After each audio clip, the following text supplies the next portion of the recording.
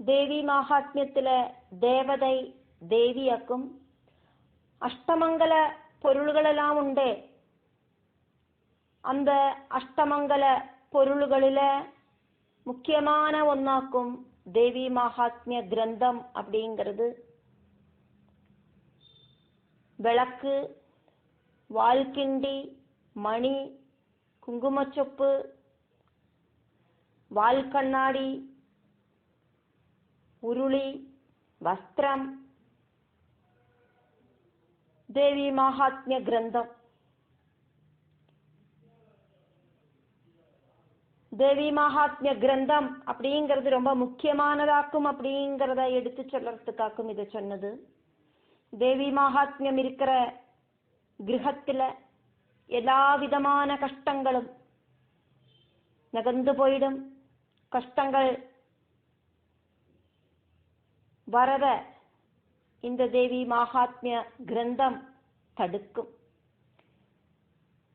அப்படின்னு வராக புராணம் எடுத்து சொல்றது.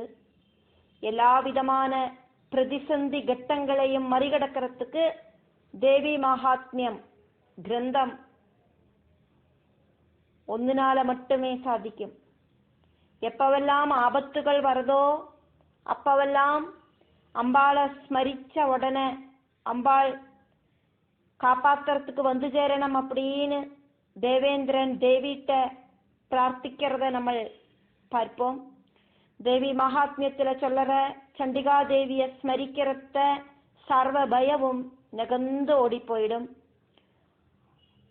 ஆல்ரெடி தேவி உபாசனை செஞ்சுண்டு வர பக்தனுக்கு ஆபல் கட்டங்களில தேவி ஸ்மரணை உண்டானா மட்டும் பொறும், தேவி ஓடி வந்துடுவாள். ஸ்மரிக்கல் அப்படிங்கிறது ஆல்ரெடி இருக்கிறத மறுபடியும் நினைச்சு பார்க்கிறதாக்கும் அப்படிங்கிறத நம்ம பார்த்திருக்கோம். தேவிய கூப்பிட்டு தேவி ஸ்மரணை உண்டாவது. சும்ப நிசும்ப வதத்துக்கு அப்புறமா நாராயணி ஸ்துதி கேட்டு சந்தோஷிச்சுட்டு இருக்கிற தேவி தேவர்கள்கிட்ட தேவி சொல்றா, தேவியோடு மகாத்மிய பாராயணத்தோடு அந்த பலத்தை சம்பந்திச்ச விஷயங்களை மதுகைடபவதம், மகிஷாசுர நிகிரகம், சும்ப நிசும்ப நிகிரகம் இப்படின்னு 3 சரிதங்களாக்கும் தேவி மகாத்மியத்துல இருக்கு. பிரதம சரிதம், மத்தியம சரிதம், உத்தம சரிதம் அப்படின்னு. பிரதம சரிதம் மகாகாளி அவதாரமாக்கும் மதுகைடப வதம். இது ஃபர்ஸ்ட் சாப்டர். அடுத்தது மகிஷாசுர வதம், அதாக்கும் மத்தியம சரிதம் 2, 3, 4 அத்தியாயங்கள். அடுத்தது சும்ப நிசும்ப கதை, அதாக்கும் உத்தம சரிதம் 5, 6, 7, 8, 9, 10, 11, 12, 13 அத்தியாயங்கள். 3 சரிதங்களையும் கான்சென்ட்ரேஷன் ஆயிட்டு ஆராக்குமோ காது கொடுத்து கேட்கிறா. அப்படி கேட்கிறவாளுக்கு எல்லாவித கஷ்டங்களும் நெகந்தோடி போயிடும். நம்ம வாசிக்கிறோம் தேவி மகாத்மியத்தை அப்படின்னா கூடயும் நம்மளோடு அந்த உச்சாரணம் நம்மளோட காது வழியா நம்ம கேட்கணும் அப்படின்னு அர்த்தம். அஷ்டமி, நவமி, சதுர்தசி இப்படி இருக்கிற திதிகள் ரொம்ப விசேஷம். வெளுத்த பட்சம், கருத்த பட்சம் அப்படின்னு 6 நாள்களில பக்தி பூர்வம் வாசிக்கிறத கேட்கிறவாளுக்கு துஷ்கிருதம் உண்டாகாது. துஷ்கிருதம் அப்படின்னாக்கா ஸ்ரத்த இல்லாம செய்யறது துஷ்கிருதம். பகவானை பிரார்த்திக்கிற நமக்கு ஸ்ரத்தை அப்படிங்கிறது உண்டாவணும். ஸ்ரத்தை அப்படிங்கிறது கான்சென்ட்ரேஷன் அப்படிங்கிறது நஷ்டப்பட்டானா அது துஷ்கிருதமாயிட்டு மாறும். துஷ்கிருதம் அப்படின்னா பாபம் அப்படின்னு அர்த்தம் எடுத்துக்காதக்கி ஸ்ரத்த இல்லாம செய்யறது அப்படின்னு அர்த்தம். ஏனோ தானோன்னு ஒரு பிரவൃத்தி செஞ்சானா அதுக்கு துஷ்கிருதம் அப்படின்னு எடுத்துக்கலாம். ஏனோ தானோன்னு செய்யற விஷயங்களால பலவிதமான கஷ்டங்கள் நமக்கு வந்து சேரும். அப்ப கான்சென்ட்ரேஷனோடு கூடிட்டு ஒரு விஷயம் செய்யறதையாக்குமே சக்சஸ் உண்டாகிறது. துஷ்கிருதத்திலேந்து உண்டாகிற பல பல விஷயங்கள் இல்லாம போறதுக்கு இந்த கான்சென்ட்ரேஷன் ரொம்ப ரொம்ப மஸ்ட். ஒருபோதும் தாரித்யம் உண்டாகாது. இங்க தாரித்யம் அப்படிங்கிறது பணத்தை மட்டும் பேஸ் பண்ணிட்டு சொல்ற விஷயம் இல்லை, சாட்டிஸ்ஃபேக்ஷன் அப்படின்னு அர்த்தம். அப்போ சாட்டிஸ்ஃபேக்ஷன் இல்லாத ஒரு அவஸ்தை உண்டாகாது. அதே மாதிரி நமக்கு பிரியமானவாள் எல்லாம் நம்ம கூடவே இருப்பா. யாருமே இந்த உலகத்துல சிரஞ்சீவிகள் கிடையாது. ஜனிச்சானா மரணம் அப்படிங்கிறது சுனிச்சிதம். பக்தர்களான அந்த தேவி பக்தர்களோடு காலம் முடியற வரைக்கும் அவளுக்கு பிரியப்பட்டவா அவா கூடவே இருப்பா அப்படின்னு அர்த்தம். மகாமாரிகள் சம்பந்திச்ச உபதிரவங்கள் உண்டாகாது. 3 விதத்துல இருக்கிற ஆதிகள் தாபத்ரயங்கள் உண்டாகாது. ஆதி ஆத்மீகம், ஆதி பௌதீகம், ஆதி தெய்வீகம். ஆத்மீகமாயிட்டும் பௌதீகமாயிட்டும் தெய்வீகமாயிட்டும் இருக்கிற ஆதிகள் துக்கங்கள் உண்டாகாது. பக்தியோடு கூடிட்டு கான்சென்ட்ரேஷனோடு கூடிட்டு வாசிக்கிற தேவி மகாத்மியத்தை காது கொடுத்து கேட்கணும் ஸ்ரத்தையோடு கூடி. ஆதி ஆத்மீகம் அப்படின்னா தனக்குத்தானே சத்ருவான அவஸ்தையில அவாவாலே வருத்தி வைக்கிற துக்கங்கள் அப்படின்னு அர்த்தம். ஆதி தெய்வீகம் அப்படிங்கிறது பிரபஞ்சத்துல பலதரத்தில் இருக்கிற சூக்ஷ்ம சக்திகளோடு பாதிப்பால உண்டாகிற துக்கங்கள். ஆதி பௌதீகம் அப்படிங்கிறது பூஜலனம் பிரளயம் இதனாலேயெல்லாம் உண்டாகிற துக்கங்கள். இப்படி எல்லாம் இருக்கிற துக்கங்கள் எல்லாம் உண்டாகாது அப்படின்னு தேவியே சொல்லறா. தேவி மகாத்மியம் வாசிக்கிறத ஏதாவது ஒரு பார்ட் நம்மளோட மனசுல நம்மளோட நினைவில இருந்துட்டே இருக்கும். தேவியோடு அழகு, தேவியோடு சிரிப்பு, தேவியோடு அட்டாட்டகாசம், ரௌத்ரபாவம், இப்படின்னு எந்த பாவம் வேணுமான ஆகட்டும் அந்த பாவத்தை நினைச்சு பார்க்கிறதாக்கும் ஸ்மரணை அப்படிங்கிறது. மறுபடியும் மறுபடியும் நினைக்கிறதுக்கு பேராக்கும் ஸ்மரணை அப்படிங்கிறது. தேவிய கூப்பிட்டு கூப்பிட்டு நம்ம கூப்பிடாத டைம்ல கூட ஆபல் கட்டங்களில தேவிய ஸ்மரிச்சானா அம்பாள் ஓடோடி வருவாள். அங்காங்கி பாவமாக்கும் தேவி மகாத்மியத்துக்கு இருக்கு. நவாட்சரி மந்திரத்துக்கும் இருக்கு. நவாட்சரி மந்திரத்துக்கும் தேவி மகாத்மியத்துக்கும் அங்காங்கி பாவமாக்கும் இருக்கு. மார்க்கண்டேய புராணத்துல இருக்கிற தேவி மகாத்மியம் அதுல 12ஆம் அத்தியாயத்துல தேவி மகாத்மிய பலத்தை தேவி சொல்லறா. நவாட்சரி மந்திரம் அதுக்கு இம்பார்ட்டன்ஸ கொடுத்துண்டு அங்க சொல்லப்படலை.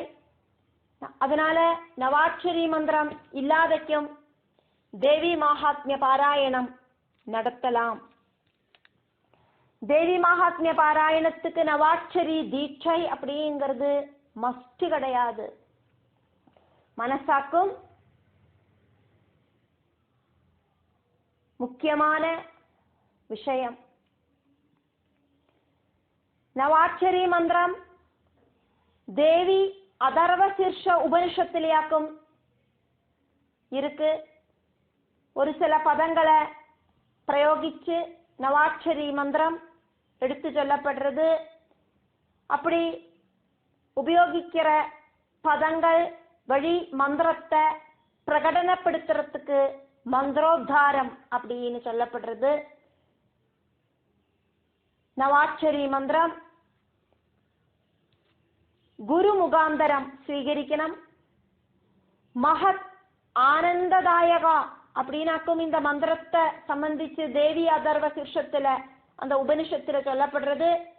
நவாட்சரி மந்திரம் அப்படிங்கிறது ரொம்ப பெரிய ஆனந்தத்தை தரக்கூடிய விஷயமாக்கும் அப்படின்னு. மகத்தான ஆனந்தம் அப்படிங்கிறது பௌதீக ஆனந்தமும் மோட்ச ஆனந்தமும் ரெண்டும் சேர்ந்து தரதாக்கும் அப்படின்னு சொல்லப்படுறது.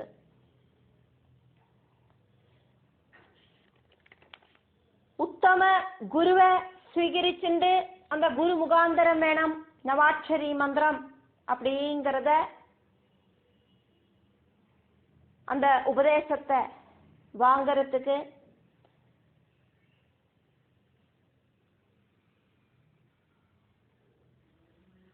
ஒரு சில கிரந்தங்களில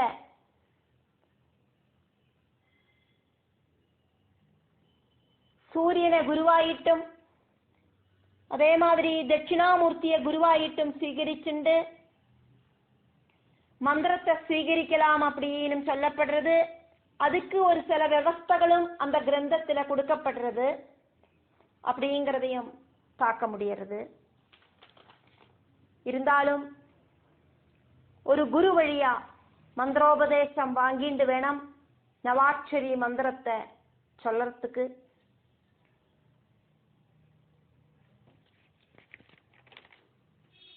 தட்சிணாமூர்த்திய குருவாயிட்டு ஸ்வீகரிச்சுட்டு மந்திரத்தை ஸ்வீகரிக்கலாம். இதுக்கெல்லாம் ஒரு சில மெத்தேடுகள் இருக்கு.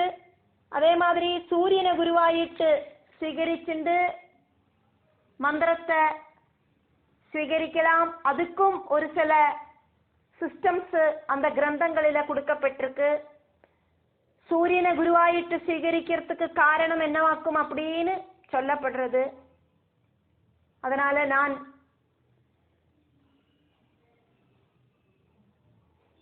தெரிஞ்சுட்ட அந்த விஷயத்தை மட்டும் இங்க எக்ஸ்பிளைன் பண்றேன். குருவாயிட்டு உத்தம குருவை நாடி போகணும். அதுக்கப்புறம் அந்த குரு முகத்திலேந்து வேணும் நவாட்சரி மந்திரத்தை ஸ்வீகரிக்கிறதுக்கு அப்படிங்கிறத மறுபடியும் எடுத்து சொல்லிக்கிறேன். சூரியனை குருவாயிட்டு ஸ்வீகரிக்கிறதுக்கு என்னவாக்கும் காரணம் அப்படிங்கிறத பார்க்கலாம். வைஷம்பாயன மகர்ஷியோட சிஷ்யன் யாஜ்ஞவல்க்யன். யாஜ்ஞவல்க்யன் வைஷம்பாயனிலிருந்து யஜுர்வேதம் படிச்சார். அதிபுத்திமானாக்கும் யாஜ்ஞவல்க்யன். அதனாலேயே அகங்காரமும் உண்டாச்சு. யாஜ்ஞவல்க்யனோட அகங்காரம் குருவுக்கு தெரிய வந்தது. குருவான வைஷம்பாயனன் எல்லா சிஷ்யர்கள்கிட்டையும் ஒரு சேர ஒரு விஷயத்தை செய்யறதுக்கு சொல்றார். யாஜ்ஞவல்க்யன் உடனடியாக குரு கிட்ட சொல்றார், ஒருத்தரோடும் ஹெல்ப் இல்லாமையே நான் சுயமா அந்த விஷயத்தை செய்யறேன் அப்படின்னு. சிஷ்யனோட தலக்கணத்தை பார்த்துட்டு குருவுக்கு கோபம் வருது. குருவிலேந்து கிடைச்ச அறிவாக்கும் சிஷ்யனான யாஜ்ஞவல்க்யனுக்கு இருக்கு. அதனாலேயே யாஜ்ஞவல்க்யனோட அகங்காரம் குரு இஷ்டப்படலை. யாஜ்ஞவல்க்யனுக்கு குரு படிப்பிச்சு கொடுத்த எல்லா வித்யகளையும் வைஷம்பாயனன் அப்படிங்கிற குரு திரும்ப கேட்டு வாங்கினார். குரு உபதேசிச்ச நாலேஜ் குரு திரும்ப கேட்டார். ஒரு குரு தீட்சை உபதேசிக்கிறார் அப்படின்னா அந்த சிஷ்யன் அநியோஜ்யன் இல்லை, சூட்டபிளானவன் இல்லை அப்படின்னு தெரிஞ்சானாக்கா உபதேசிச்சு கொடுத்த அந்த தீட்சைய திரும்ப எடுக்கிறதுக்கான வித்யகளும் தந்திரசாஸ்திரத்துல இருக்கு. யாஜ்ஞவல்க்யன் எல்லா வித்யகளையும் திரும்ப குருவுக்கே சமர்ப்பிச்சார். அவனோடு சிம்போல் ஆயிட்டு ഛർദിச்சார், வாந்தி எடுத்தார். சிஷ்யர்கள் சின்ன சின்ன தித்திரி பறவைகளாயிட்டு வந்து அந்த யாஜ்ஞவல்கியன் வாந்தி எடுத்த அந்த பொருள்களை பட்சிச்சா. அப்படி பட்சிச்ச அந்த அறிவாக்கும் வேதமாக்கும் தைத்திரிய உபனிஷத்தாயிட்டு கிருஷ்ண யஜுர்வேதமாயிட்டு மாறிட்டு. வித்யை சிஷ்யனுக்கு கொடுத்துட்டு அந்த குரு அந்த சிஷ்யன் சூட்டபிள் இல்லை அப்படின்னு தெரிஞ்சோன அந்த சிஷ்யன் கிட்டேந்து அந்த வித்ய திரும்ப கேட்டு வாங்கினாரே. இப்போ யாஜ்ஞவல்கியன் தீர்மானம் பண்றார், மனுஷனான ஒரு குரு இனி எனக்கு வேண்டாம், மனுஷனானதானே ஒரு வித்யை கொடுத்தானா திரும்ப வாங்கிப்பா, அதனால பகவானே போரும் எனக்கு குரு அப்படின்னு தீர்மானம் பண்ணினார். சூரிய பகவான குருவாய் பார்த்து உபாசனை பண்ணினார். சூரிய பகவான் குதிரையோடு முகம் இருக்கிற ரூபத்துல இருக்கிற முனியாயிட்டு யாஜ்ஞவல்கியனுக்கு முன்னால பிரத்யட்சமானார். ஆல்ரெடி வைஷம்பாயனிலிருந்து படிச்ச வேதத்தை திரும்ப கொடுத்தாச்சு. அதை இன்னும் நல்லா டீட்டெயில் ஆயிட்டு படிப்பிச்சு தரணும் அப்படின்னு சூரிய பகவான் கிட்ட யாஜ்ஞவல்கியன் பிரார்த்திச்சார். சூரிய பகவான் அப்படி சுக்ல யஜுர்வேதத்தை யாஜ்ஞவல்கியனுக்கு படிப்பிச்சார். சுக்ல யஜுர்வேதத்தோடு தாளம் அப்படிங்கிறது, ரிதம் அப்படிங்கிறது குதிரை குழம்போடு சத்தமாயிட்டு சாமியம் இருக்கு. குதிரை குழம்போடு சத்தம் மாதிரி ஆக்கும் சுக்ல யஜுர்வேதத்தோடு ரிதம். இப்படி இருக்கிற சூரிய பகவான குருவாயிட்டு ஸ்வீகரிக்கலாம் அப்படின்னு ஒரு சில கிரந்தங்களில சொல்லப்படுறது. அப்படி ஸ்வீகரிக்கமானாலும் அதுக்கு ஒரு சில கிரமமான சிஸ்டம்ஸ் மார்க்கங்களும் இருக்கு அப்படின்னும் அந்த கிரந்தத்துல சொல்லப்படுறது. கிழக்க பார்த்து உட்காந்துண்டு மனசு சொஸ்தமாகிற டைமில அம்பாள் சமயத்துக்கு அப்பாற்பட்டவளாக்கும். அதனால மனசு சொஸ்தமாகிற நேரம் கிழக்க பார்த்து உட்காந்துண்டு விளக்கேத்தி மனசுல இருக்கிற அந்த பிரகாசத்தை பிரகாசப்படுத்தணும். அப்படின்னா மனசுக்குள்ள அம்பாளை நன்னா தியானிக்கணும். அக்ஷரங்கள் தவறாகாம நம்மளெல்லாம் பேசுற சத்தத்திலேயே தேவி மகாத்மியத்தை வாசிக்கணும். ஹை சத்தமும் இருக்காது, ரொம்ப சின்னமான சத்தமும் இருக்கக்கூடாது. பேசும்போது அடுத்தவாளுக்கு காது கேட்கிற மாதிரி சத்தத்துல. என்னத்துக்காகவும் இப்படி சத்தமா வாசிக்கணும் அப்படின்னா அந்த ப்ரொனவுன்சியேஷன் கரெக்டா இருக்கணும். அதே மாதிரி நம்ம ஜெபிக்கிற அந்த ஜபம் அப்படிங்கிறது நம்மளோட காது வழியா போய் மனசுக்குள்ள பதியணும். உச்சாரணத்துல நமக்கு நம்மள தெரியாமக்கே ஏதாவது தவறுகள் சம்பவிக்கிறதா அப்படிங்கிறது நமக்கு தெரிய வராது. அதனாலேயே தெரிஞ்சும் தெரியாமையும் அறிஞ்சும் அறியாமையும் செய்த சகல குற்றங்களையும் பொறுக்கணுமே அப்படின்னு ஹிருதயத்தோடு கூடிட்டு தேவிட்ட ரிக்வெஸ்ட் பண்ணணும்.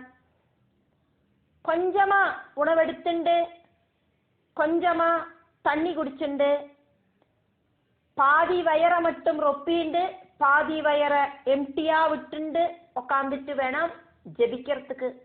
அப்பதான் டிஸ்டர்ப் இல்லாதக்கு ஜெபிக்க முடியும். பாத்ரூம் போனோம் இப்படிங்கிற தொந்தரவு எல்லாம் இல்லாம இருக்கும். அதே மாதிரி ரொம்ப டைட்டான வஸ்திரங்கள் எல்லாம் போட்டுண்டு உக்காந்தானாக்கா அது ஒரு டிஸ்டர்பாவே இருக்கும். அதனால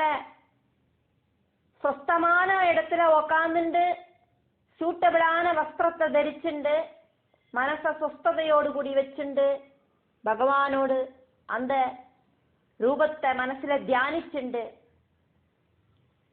பாராயணம் நடத்தணும் அப்படின்னாக்கும் சொல்லப்படுறது.